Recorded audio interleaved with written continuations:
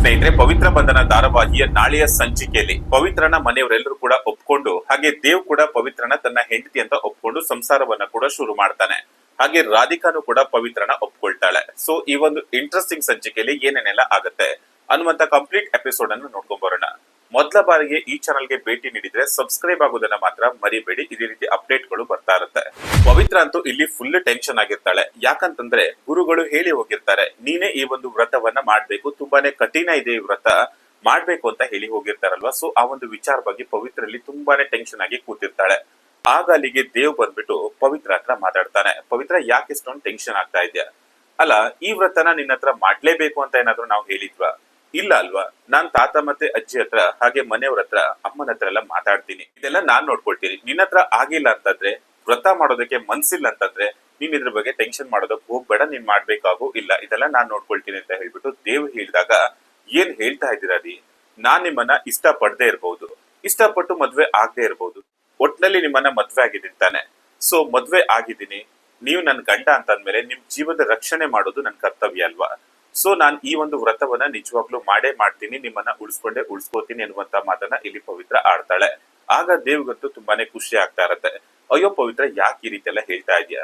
ನೀನ್ ಮಾಡ್ಲೇಬೇಕು ಅಂತ ನಾವ್ ಹೇಳ್ತಾ ಇಲ್ಲ ಅಂತ ಹೇಳಿದ್ರು ಕೂಡ, ಇಲ್ಲ ರೀ ನಾನ್ ಮಾಡ್ಲೇಬೇಕು ಅಂತ ಹೇಳ್ಬಿಟ್ಟು ಇಲ್ಲಿ ಪವಿತ್ರ ಹೇಳ್ತಾಳೆ.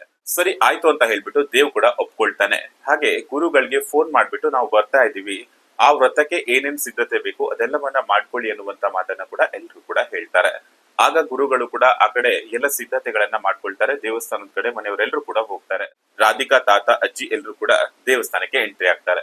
ಹಾಗೆ ದೇವಸ್ಥಾನಕ್ಕೆ ಹೋಗ್ತಾ ಇದ್ದಂಗೆ ಎಲ್ಲ ಸಿದ್ಧತೆಗಳು ಕೂಡ ಆಗಿರತ್ತೆ. ಸೊ ಗುರುಗಳು ಹೇಳ್ತಾ ಇರ್ತಾರೆ, ಮನೆಯವರೆಲ್ಲರ ಹಾಗೆ ಹಿರಿಯರ ಆಶೀರ್ವಾದವನ್ನ ತಗೊಂಡು ಈ ಕಲ್ಯಾಣಿ ಒಳಗಡೆ ಸ್ನಾನ ಮಾಡಿ ಪ್ರದಕ್ಷಿಣೆ ಆಗ್ಬೇಕಾಗತ್ತೆ, ಅಂದ್ರೆ ಉರುಳು ಸೇವೆ ಮಾಡ್ಬೇಕಾಗತ್ತೆ, 3 ಸಲ ಮಾಡ್ಬೇಕಾಗತ್ತೆ ಅಂತ ಹೇಳ್ಬಿಟ್ಟು ಹೇಳಿದಾಗ, ಸರಿ ಆಯ್ತು ಅಂತ ಹೇಳ್ಬಿಟ್ಟು ಇಲ್ಲಿ ಪವಿತ್ರ ಎಲ್ಲರ ಕಾಲಿಗೆ ಬಿದ್ದು ಆಶೀರ್ವಾದವನ್ನ ತಗೊಳ್ತಾಳೆ. ತಾತ, ಅಜ್ಜಿ ಹಾಗೆ ರಾಧಿಕಾ ಕಾಲಿಗೆ ಬೀಳೋದಕ್ಕೆ ಹೋಗ್ತಾಳೆ. ಆಗ ರಾಧಿಕಾ ನನ್ ಮೇಲೆ ಬೇಜಾರ್ ಮಾಡ್ಕೋಬಹುದು ಅಂತ ಅಂದ್ಕೊಂಡಿರ್ತಾಳೆ. ಬಟ್ ರಾಧಿಕಾ ಏನು ಬೇಜಾರ್ ಮಾಡ್ಕೊಂಡಿರಲ್ಲ. ತನ್ನ ಮಗನಿಗೋಸ್ಕರ ಇಂತ ಒಂದು ಕಠಿಣ ವ್ರತವನ್ನ ಮಾಡ್ತಾ ಇದ್ದಾಳೆ. ಸೊ ನಾನು ಇವಳಿಗೆ ಸಪೋರ್ಟ್ ಮಾಡ್ಲೇಬೇಕು, ಇವಳನ್ನ ನನ್ನ ಸೊಸೆ ಅಂತ ಒಪ್ಕೊಳ್ಬೇಕು. ದಿವಸ ನಾನು ಅವಳನ್ನ ಸೊಸೆ ಅಂತ ಒಪ್ಕೊಂಡಿರ್ಲಿಲ್ಲ, ಇನ್ಮೇಲೆ ಆ ರೀತಿ ತಪ್ಪು ಮಾಡ್ಬಾರ್ದು, ಇವಳು ಒಳ್ಳೆಯವಳು ಅಂತ ನನ್ಗೆ ಇವಾಗ ಗೊತ್ತಾಗಿದೆ. ನನ್ನ ಮಗನಿಗೋಸ್ಕರ ಇಂತ ಕಠಿಣ ವ್ರತವನ್ನ ಮಾಡ್ತಾ ಇದ್ದಾಳೆ. ಸೊ ಇವಳನ್ನ ನನ್ನ ಸೊಸೆ ಅಂತ ಹೇಳ್ಬಿಟ್ಟು ನಾನು ಒಪ್ಕೋತೀನಿ ಅಂತ ಹೇಳ್ಬಿಟ್ಟು ಇಲ್ಲಿ ಆಶೀರ್ವಾದವನ್ನ ಕೂಡ ಮಾಡ್ತಾಳೆ. ಹಾಗೆ ಪವಿತ್ರ ಇಲ್ಲಿ ದೇವ್ ಕಾಲಿಗೆ ಬಿದ್ದು ಆಶೀರ್ವಾದವನ್ನ ತಗೊಳ್ತಾಳೆ. ದೀರ್ಘ ಸುಮಂಗಲಿ ಭವ ಅಂತ ಹೇಳ್ಬಿಟ್ಟು ಆಶೀರ್ವಾದ ಮಾಡ್ರಿ ಅಂತ ಹೇಳಿದಾಗ ಅದೇ ರೀತಿ ಆಶೀರ್ವಾದವನ್ನ ಕೂಡ ಮಾಡ್ತಾನೆ ದೇವ್. ಸೊ ತುಂಬಾನೇ ಖುಷಿ ಆಗತ್ತೆ ಪವಿತ್ರಗೂ ಕೂಡ. ಹಾಗೆ ಆಶೀರ್ವಾದ ಎಲ್ಲ ಕೂಡ ಮಾಡಿ ಆಗತ್ತೆ. ಹಾಗೆ ಗುರುಗಳು ಬಂದು ಹೇಳ್ತಾರೆ, ನೋಡಮ್ಮ, ನಿನ್ ಗಂಡನ ಆಯುಷ್ಯ ಗಟ್ಟಿಯಾಗಿರ್ಬೇಕು ಅಂತಂದ್ರೆ ನೀನ್ ಇವಾಗ ಈ ದೇವರ ಸ್ಥಾನದ ಸುತ್ತ 3 ಪ್ರದಕ್ಷಿಣೆಯನ್ನ ಹಾಕ್ಬೇಕು. ಅದು ಸಾಮಾನ್ಯವಾಗಿ ಅಲ್ಲ, ಈ ಕಲ್ಯಾಣಿ ಒಳಗಡೆ ಮುಳುಗಿ ಸ್ನಾನ ಮಾಡ್ಬಿಟ್ಟು ಹಾಗೆ 3 ಸುತ್ತು ಉರುಳು ಸೇವೆಯನ್ನ ಮಾಡ್ಬೇಕು ಅಂತ ಹೇಳ್ಬಿಟ್ಟು ಇಲ್ಲಿ ಹೇಳ್ತಾ ಇರ್ತಾರೆ. ಆಗ ಸರಿ ಆಯ್ತು ಗುರುಗಳೇ ಅಂತ ಹೇಳ್ಬಿಟ್ಟು ಇಲ್ಲಿ ಪವಿತ್ರ ಕಲ್ಯಾಣಿ ಒಳಗಡೆ ಮುಳುಗಿ ಸ್ನಾನ ಮಾಡಿ ಹಾಗೆ ಪ್ರದಕ್ಷಿಣೆ ಹಾಕೋದಕ್ಕೆ ಶುರು ಮಾಡ್ತಾಳೆ. ಅಂದ್ರೆ ಉರುಳು ಸೇವೆಯ ಮೂಲಕ ಪ್ರದಕ್ಷಿಣೆ ಹಾಕೋದಕ್ಕೆ ಶುರು ಮಾಡ್ತಾಳೆ.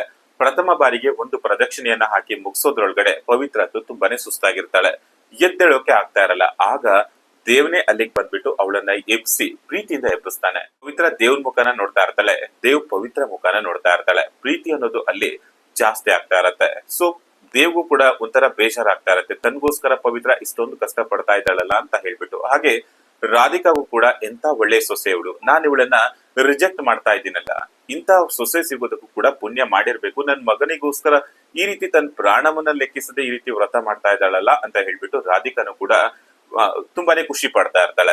2ನೇ ಬಾರಿಗೆ ಪ್ರದಕ್ಷಿಣೆ ಹಾಕಿದವಾಗ್ಲೂ ಕೂಡ ಎದ್ದೇಳೋಕೆ ಆಗ್ತಾ ಇರಲ್ಲ, ಅಷ್ಟೊಂದು ಸುಸ್ತಾಗಿರತ್ತೆ ಅವಳಿಗೆ. ಹಾಗೋ ಹೀಗೋ 3ನೇ ಸಾರಿ ಕೂಡ ಪ್ರದಕ್ಷಿಣೆ ಹಾಕಿ ಮುಗಿಸ್ತಾಳೆ. ದೇವ್ ಹೋಗಿ ಅವಳನ್ನ ನಿಧಾನವಾಗಿ ಎಬ್ಬಿಸ್ಬಿಟ್ಟು ಇಬ್ರು ಕೂಡ ಒಬ್ರನ್ನೊಬ್ರು ಮುಖ ನೋಡ್ಕೊಳ್ತಾ ತುಂಬಾನೇ ಖುಷಿ ಪಡ್ತಾ ಇರ್ತಾರೆ. ಆಗ ಅದೇ ಹೊತ್ತಿಗೆ ಗುರುಗಳು ಮತ್ತೆ ಬಂದು, ನೋಡಮ್ಮ ಪವಿತ್ರ, ನಿನ್ ಕೈಯಲ್ಲಿ ಕರ್ಪೂರ ಇಟ್ಕೊಂಡು ಅದ್ರ ಮೂಲಕ ಆರತಿ ಮಾಡ್ಬೇಕು, ಬೆಂಕಿ ಹಚ್ಚಿ ಅಂತ ಹೇಳಿದಾಗ, ಸರಿ ಆಯ್ತು ಅಂತ ಹೇಳ್ಬಿಟ್ಟು ಕರ್ಪೂರ ಹಚ್ಬಿಟ್ಟು ಕೈಯಲ್ಲಿ ಆರತಿಯನ್ನ ಕೂಡ ಮಾಡ್ತಾಳೆ. ಕೈಯಂತೂ ತುಂಬಾನೇ ಸುಡ್ತಾ ಇರತ್ತೆ. ಆದ್ರೂ ಕೂಡ ಅದನ್ನೆಲ್ಲ ಲೆಕ್ಕಿಸದೆ ತನ್ನ ಗಂಡನಾದಂತಹ ದೇವ್ಗೋಸ್ಕರ, ಅವನ ಆರೋಗ್ಯ ಚೆನ್ನಾಗಿರ್ಬೇಕು ಅನ್ನುವಂತ ಉದ್ದೇಶಕ್ಕೋಸ್ಕರ ಆರತಿಯನ್ನ ಕೂಡ ಮಾಡ್ತಾಳೆ.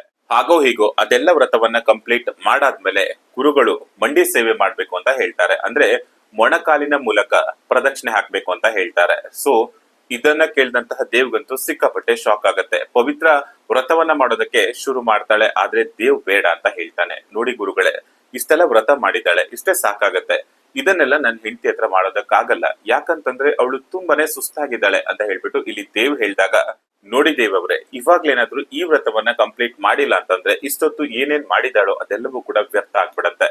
ಸೊ ಇದೊಂದು ವ್ರತವನ್ನ ಮಾಡಿದ್ರೆ ಮಾತ್ರ ಕಂಪ್ಲೀಟ್ ಆಗತ್ತೆ ಅಂತ ಹೇಳ್ಬಿಟ್ಟು ಗುರುಗಳು ಹೇಳಿದಾಗ ಅನಿವಾರ್ಯವಾಗಿ ಪವಿತ್ರ ಆ ಒಂದು ವ್ರತವನ್ನ ಕಂಪ್ಲೀಟ್ ಮಾಡುವಲ್ಲಿ ತಲ್ಲೀನಲಾಗ್ತಾಳೆ.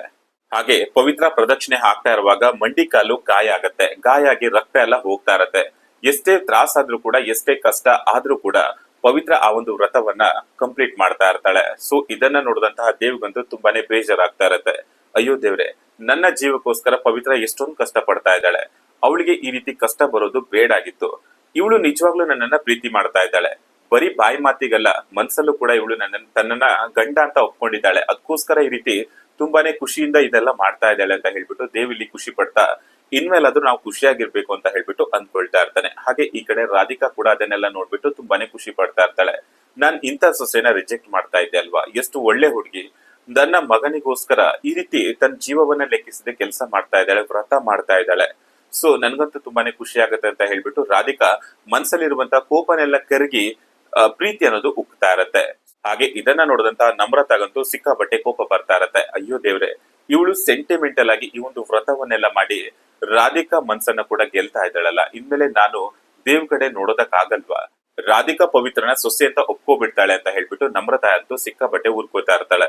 ಹಾಗೆ ಎಲ್ಲ ವ್ರತವನ್ನ ಕಂಪ್ಲೀಟ್ ಮಾಡಿ ಆದ್ಮೇಲೆ ಪವಿತ್ರ ಹತ್ರ ಎದ್ದೇಳೋದಕ್ಕೆ ಆಗೋದಿಲ್ಲ, ಕಾಲ್ ನೋವಿರತ್ತಲ್ವಾ. ಸೊ ಎದ್ದೇಳ್ಬೇಕಿದ್ರೆ ಇನ್ನೇನು ಬೀಳ್ಬೇಕು ಅನ್ನುವಂತ ಟೈಮ್ ಅಲ್ಲಿ ಅಲ್ಲಿಗೆ ದೇವ್ ಬಂದು ಪವಿತ್ರನ ಹಿಡ್ಕೊಳ್ತಾನೆ.